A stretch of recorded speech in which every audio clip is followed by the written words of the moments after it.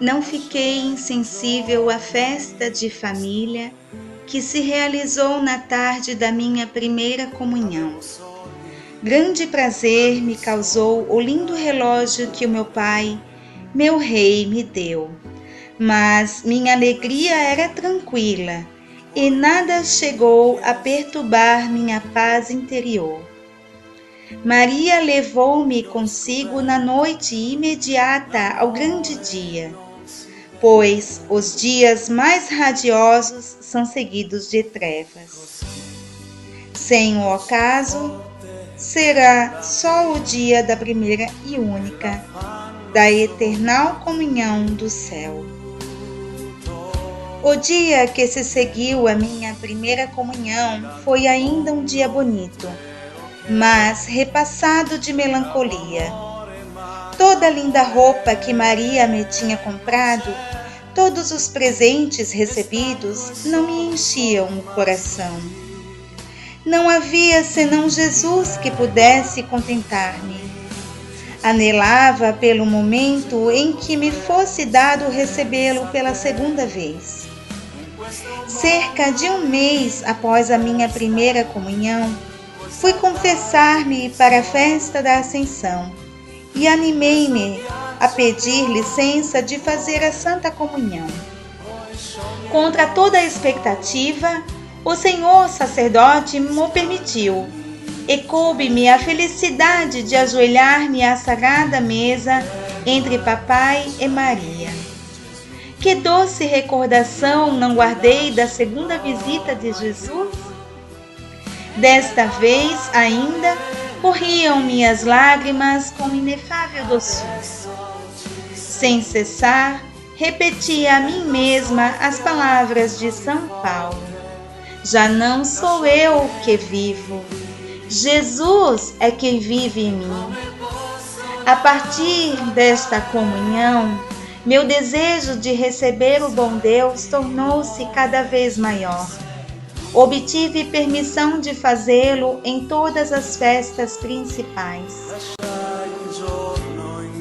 Na véspera destes dias ditosos, Maria punha-me à noite sobre os seus joelhos e preparava-me, como o fizera para minha primeira comunhão. Tenho lembrança de que me falou, certa vez, a respeito do sofrimento, dizendo-me que provavelmente não andaria por tal caminho, mas que o bom Deus sempre me carregaria, como se faz com uma criança. No dia seguinte, depois de ter comungado, as palavras de Maria voltaram-me ao pensamento. Senti nascer no coração um grande desejo de sofrer e, ao mesmo tempo, a íntima segurança de que Jesus me reservava grande número de cruzes.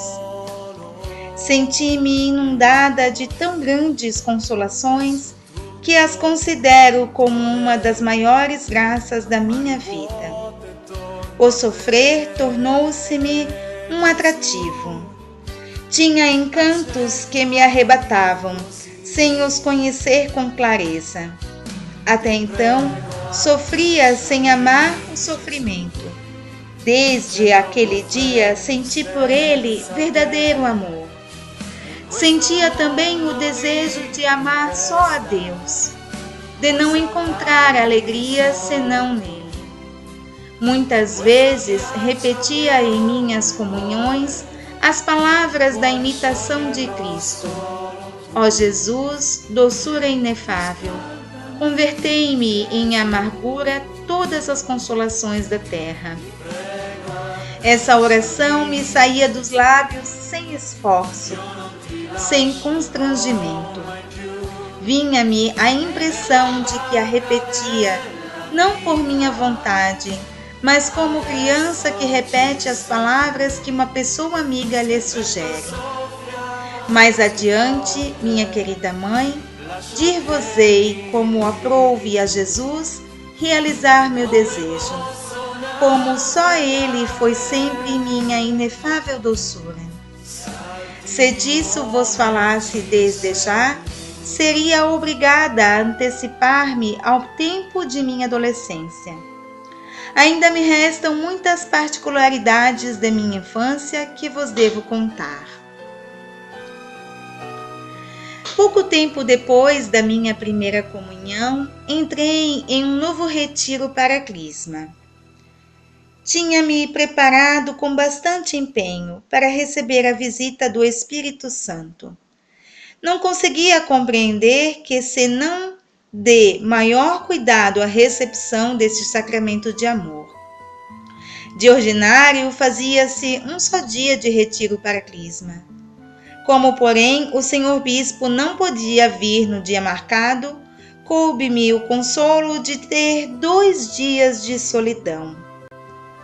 Para nos distrair, nossa mestra levou-nos ao Monte Cassinos, onde colhi as mãos cheias boninas graúdas para a festa do corpo de Deus. Oh, como estava exultante a minha alma! Igual aos apóstolos, eu aguardava, venturosa, a visita do Espírito Santo.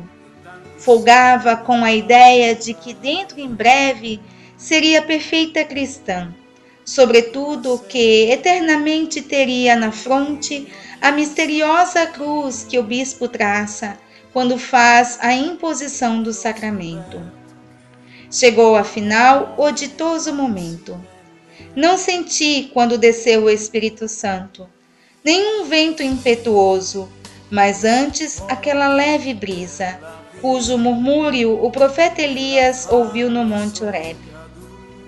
Nesse dia, recebi a força de sofrer, pois logo em seguida devia começar um martírio de minha alma. Foi minha grande e querida e gentil Leônia que me serviu de madrinha. Estava tão comovida que não pôde conter a efusão de lágrimas todo o tempo da cerimônia. Recebeu comigo a Santa Comunhão, pois neste belo dia tive ainda a felicidade de unir-me a Jesus. Terminadas as deliciosas e inolvidáveis festas, minha vida retornou ao ritmo ordinário, isto é, tive de retomar a vida colegial que tanto me custava. Quando fiz minha primeira comunhão, apreciava a convivência com crianças de minha idade, todas cheias de boa vontade, tendo tomado, como eu, a resolução de praticar seriamente a virtude. Mas era preciso pôr-me em relação com alunas bem diferentes, dissipadas, não desejosas de cumprir o regulamento, e isto me deixava muito desconsolada. Tinha um temperamento alegre, mas não sabia entregar-me aos brinquedos próprios de minha idade.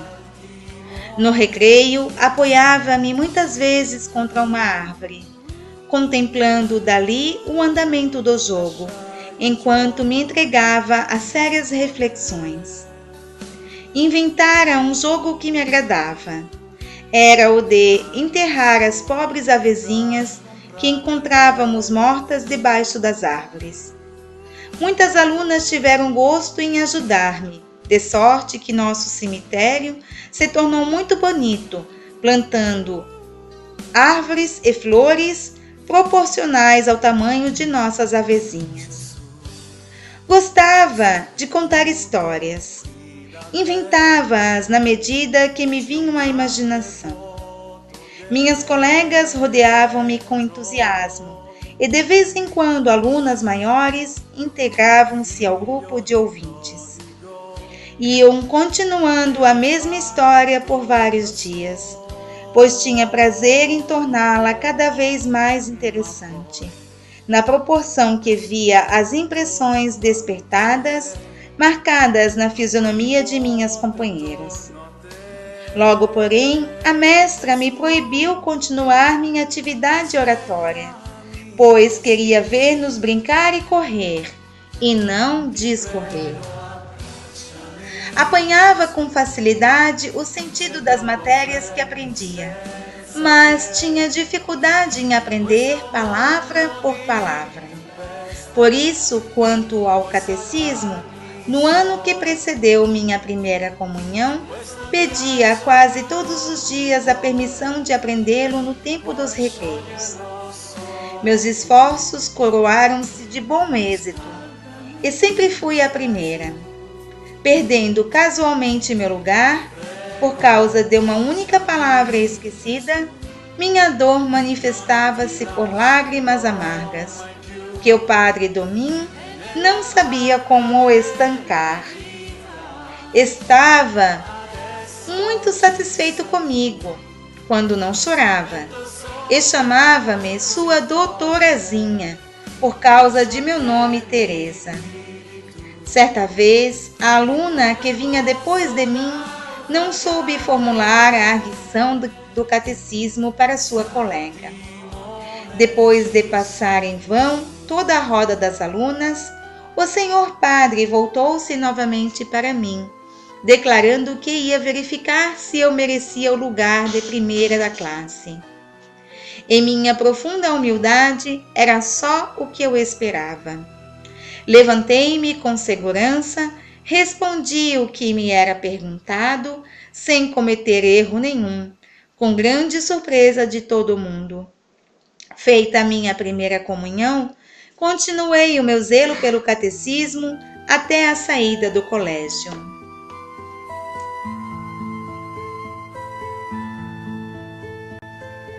Tinha bom êxito nos estudos. Era quase sempre a primeira. Meus maiores sucessos eram em história e redação. Todas minhas mestras me tinham como aluna muito inteligente. Outro tanto não acontecia em casa de titio, onde passava por ignorantinha, boa e meiga, dotada de bom critério, mas incapaz e desajeitada. Não me surpreende a opinião que titio e titia tinham e certamente ainda terão a meu respeito. Por ser muito tímida, quase não falava. Quando escrevia, meus rabiscos e minha ortografia, que não passavam de normais, não eram para encantar. Verdade é que, em costurinhas, em bordados e noutras tarefas, me desempenhava bem, a gosto de minhas mestras. Mas o modo torto e tolhido com que manejava meu trabalho de agulha justificava a opinião pouco vantajosa que tinham de mim. Considero tudo isso como uma graça, uma vez que o bom Deus queria o meu coração só para si. Já atendia a minha oração quando trocava em amargura as consolações da terra. Para mim, isso se tornava tanto mais necessário quanto mais não me conservaria insensível a louvores. Muitas vezes gabavam diante de mim a inteligência das outras, e jamais a minha. Daí concluí que não a tinha e resignei-me com esta privação. Meu coração, sensível e amoroso, facilmente se teria rendido, caso deparasse com um coração capaz de compreendê-lo. Tentei ligar-me a meninas da minha idade, principalmente as duas dentre elas. Tinha-lhes amor e elas, por sua vez, me amavam tanto quanto eram capazes de fazê-lo. Mas que lástima! Como é mesquinho e volúvel o coração das criaturas! Não demorei em perceber que meu amor era incompreendido. Uma de minhas amigas precisou procurar a família e voltou alguns meses depois. Durante sua ausência, pensava nela e guardava cuidadosamente um anelzinho que me dera. Quando tornei a ver minha companheira, grande foi minha alegria, mas não obtive ainda mal senão um olhar indiferente. Meu amor não fora compreendido. Percebi-o e não mendiguei uma afeição que me era negada. O bom Deus, porém, deu-me um coração tão leal que, amando com pureza, ama para sempre. Por isso, continuei a rezar pela minha companheira e ainda lhe tenho afeição. Ao ver que Celina queria bem a uma de nossas mestras, quis imitá-la, mas não pude consegui-lo, pois não sabia conquistar as boas graças das criaturas. Ó ditosa ignorância, como me livrou de grandes males? Quanto não agradeço a Jesus de me fazer encontrar só amargura nas amizades da terra. Com um coração como o meu, deixar-me-ia seduzir e cortar as asas. Como poderia então voar e repousar? Como pode unir-se intimamente a Deus um coração entregue à afeição das criaturas? Tenho o sentimento de que não é possível. Sem beber da taça envenenada do amor por demais ardente das criaturas, sinto em mim que me não é possível estar enganada. Vi tantas almas que, seduzidas por essa falsa luz, esvoaçaram-se como míseras mariposas e queimaram as asas. Depois, volveram-se à verdadeira e meiga luz do amor. Esta lhes deu novas asas, mais brilhantes e mais ligeiras, a fim de poderem voar para junto de Jesus, fogo divino que arde sem se consumir. Ah, eu sinto, Jesus conhecia-me como fraca demais para expor-me à tentação. Talvez deixar-me-ia queimar toda inteira pela luz enganadora, se a visse fulgurar diante dos olhos. Não aconteceu assim. Só encontrei a amargura, onde as almas mais robustas depararam com alegria e destas se desfazem por fidelidade. Não tenho, portanto, nenhum mérito em me não ter entregue ao amor das criaturas, uma vez que só fui preservada pela grande misericórdia do bom Deus. Reconheço que, sem ele, poderia cair tão baixo como Santa Madalena. E com grande doçura ecoa em minha alma a profunda palavra de Nosso Senhor a Simão. Eu o sei. Menos ama aquele a quem menos se perdoa. Mas não ignoro também que a mim Jesus perdoou mais do que a Santa Madalena, pois me perdoou por antecipação, porquanto me impediu que caísse. Pudera explicar o que sinto. Dou aqui um exemplo que traduzirá um pouco o meu modo de pensar. Suponho que o filho de um entendido doutor depare no caminho com uma pedra que o faz cair e fraturar um membro.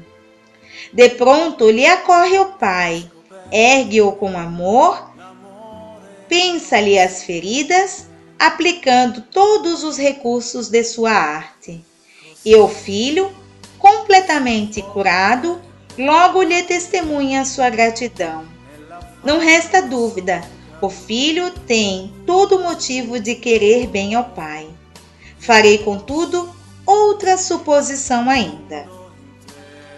Sabendo que no caminho do filho se encontra uma pedra, o pai apressa-se em tomar a dianteira e remove-a sem que ninguém o veja.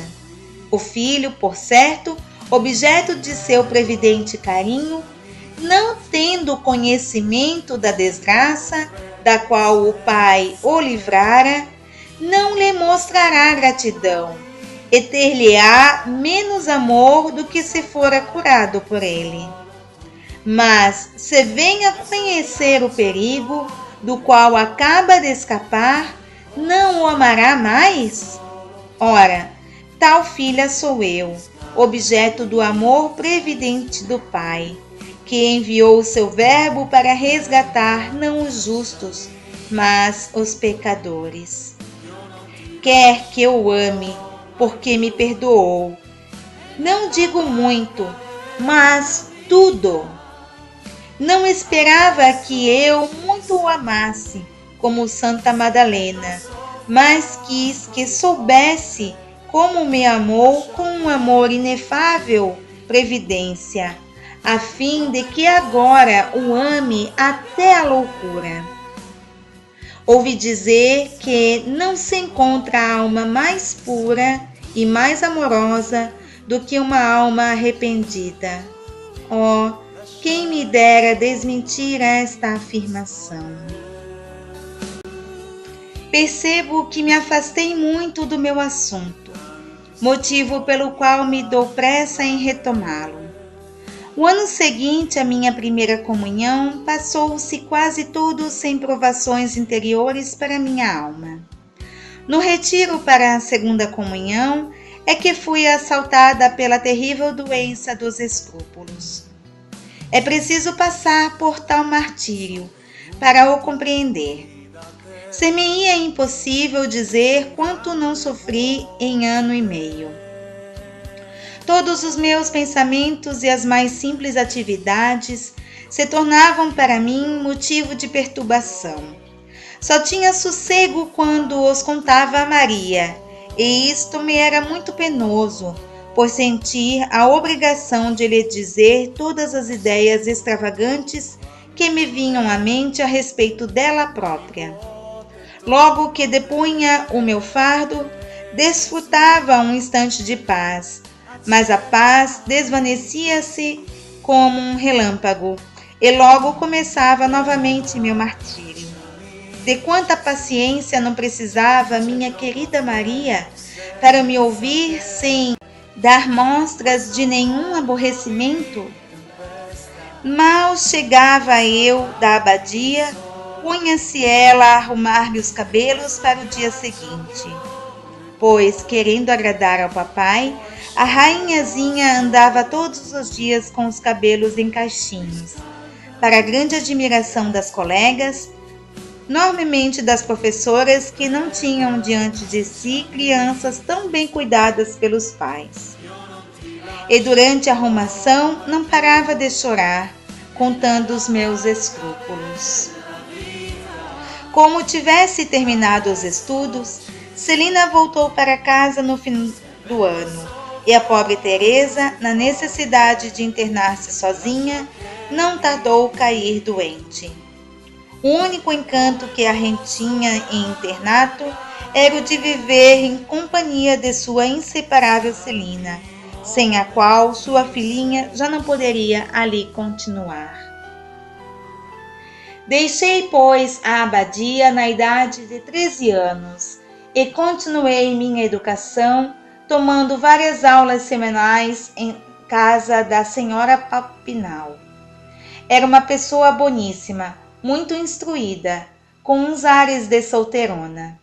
Vivia com a mãe e encantava ver-se o pequeno lar, que juntas constituíam as três, pois a gata fazia parte da família, devendo eu admitir que ronronasse deitada sobre os meus cadernos e manifestar até a minha admiração pela sua graciosidade. Houve para mim vantagem de viver na intimidade da família. Como os bisonetes ficavam muito longe para as pernas, já um tanto envelhecidas, de minha professora, pedira a ela que fosse tomar aulas em sua casa. Ao chegar, encontrava ordinariamente a velha senhora Cochain. Fitava-me com seus olhos grandes e límpidos, e depois chamava com voz descansada e criteriosa: Senhora Papinal, a senhorita Teresa já chegou. A filha respondia-lhe prontamente com voz infantil: Aqui estou, mamãe. E logo começava as aulas. Além da instrução que ali recebia, as aulas tinham ainda a vantagem de me fazer conhecer o mundo. Quem o diria? Na sala mobiliada à moda antiga, rodeada de livros e cadernos, presenciava muitas vezes visitas de todos os gêneros, de sacerdotes, senhoras, senhoritas. Na medida do possível, a conversa ficava por conta da senhora Cochain, a fim de que a filha pudesse dar-me aula, mas, em tais dias, não aprendia grande coisa.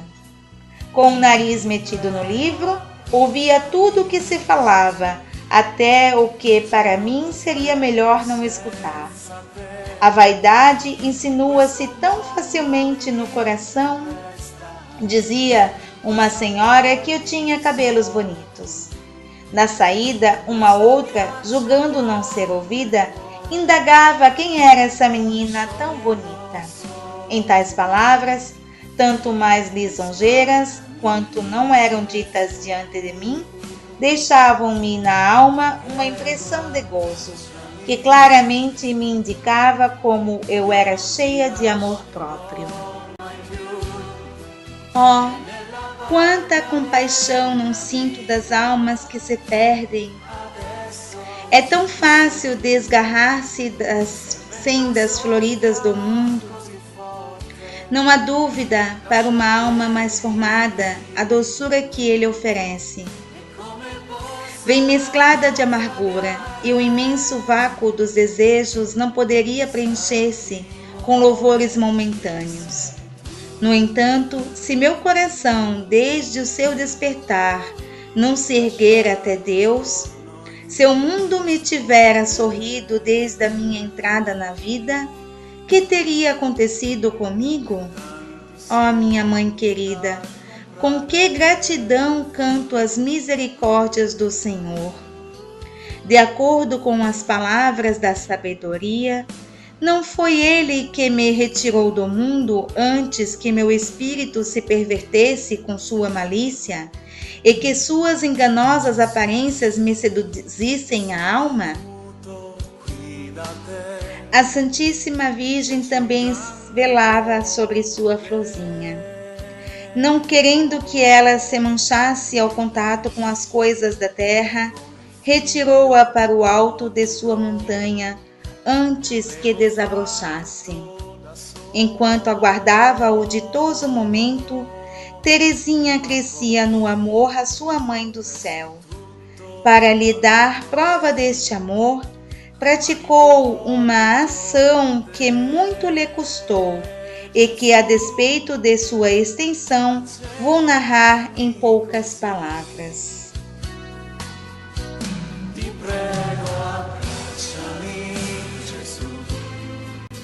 Quase logo depois de minha admissão na abadia, fui recebida na Associação dos Santos Anjos.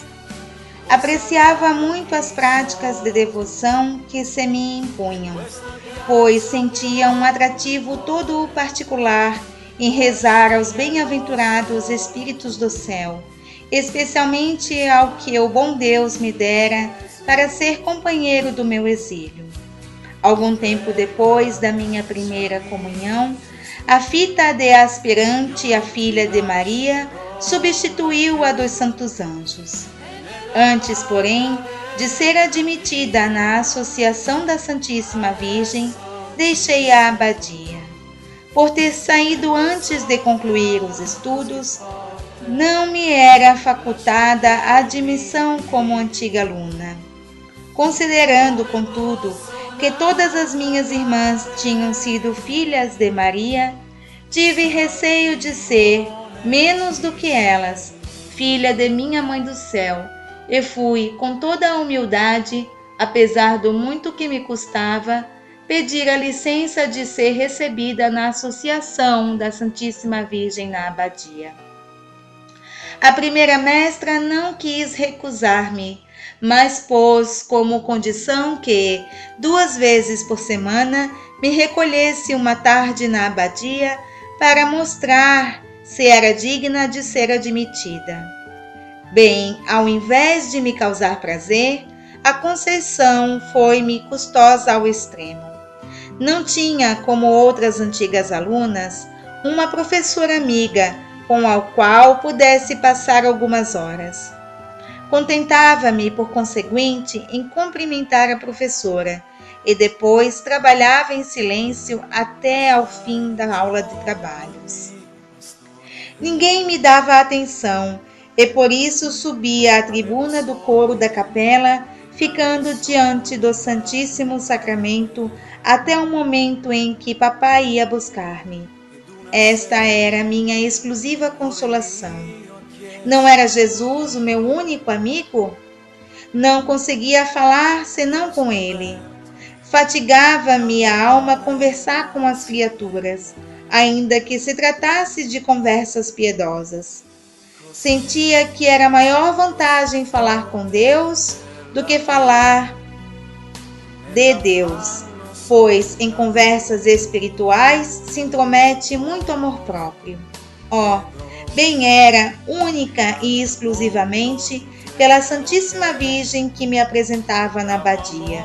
Por vezes sentia-me sozinha, muito sozinha. Stanco e solo sono rimasto qui.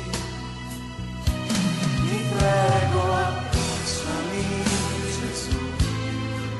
C'è troppo freddo senza te.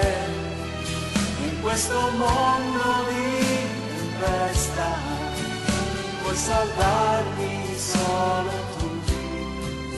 In questo ghiaccio che ho nel cuore puoi scioglierlo solo tu. Riscaldami, Gesù.